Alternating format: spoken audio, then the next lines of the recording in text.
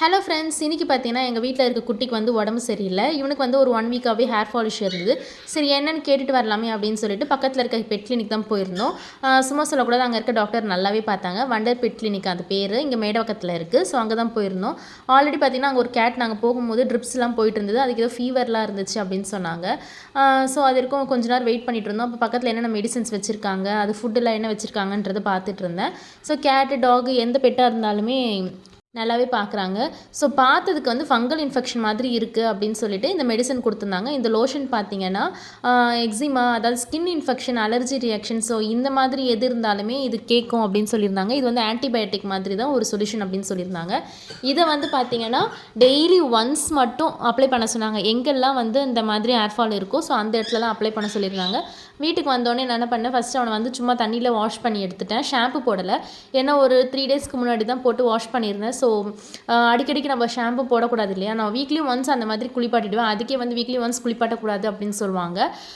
இந்த வந்து ஒயிட் கலராக இருக்கிறதுனால சீக்கிரம் அழுக்காயிடுறான், அதனால் வீக்லி ஒன்ஸ் குளிப்பாட்டிடுறது. ஸோ பார்த்தீங்கன்னா தெரியும், அவன் காலில் பார்த்தீங்கன்னா தெரியும் இந்த மாதிரி தான் ஹேர் ஃபால் இருந்தது.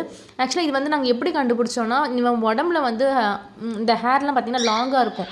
அது வந்து என்ன ஆகுதுன்னா அந்த கால் கிட்ட வந்து மறைச்சிக்குது, அது லாங்காக வளர்ந்ததுனால மறைச்சிடுது. ஸோ அது பார்க்க முடியல.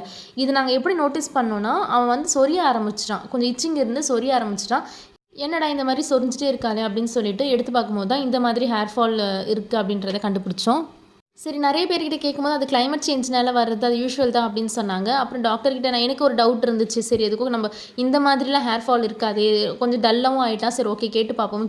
கூட்டிகிட்டு போய் கேட்டால் ஃபங்கல் இன்ஃபெக்ஷன், இது வந்து இந்த கிளைமேட்டுக்கு வரும் தான், இந்த மாதிரி மெடிசன் கொடுங்க அப்படின்னு சொல்லிட்டு ஒரு ஆன்டிபயோட்டிக் மாதிரி ஒரு சிரப்பும் ஒரு லோஷனும் கொடுத்துருக்காங்க.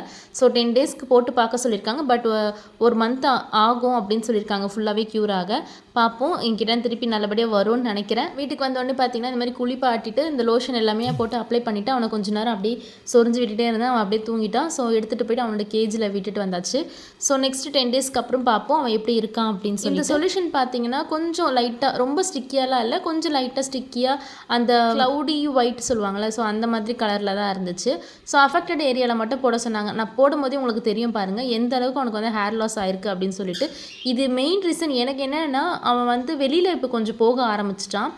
வெளிலனா வீட்டுக்கு வெளியில் வந்து என்னோடய பையன் சோஷியல் வெளியே விளையாடும் போது இதுவும் கொஞ்சம் கூட சேர்ந்து போய் விளையாடும். ஸோ அந்த மண் வந்து ஒத்துக்கலை அப்படின்னு நினைக்கிறேன்.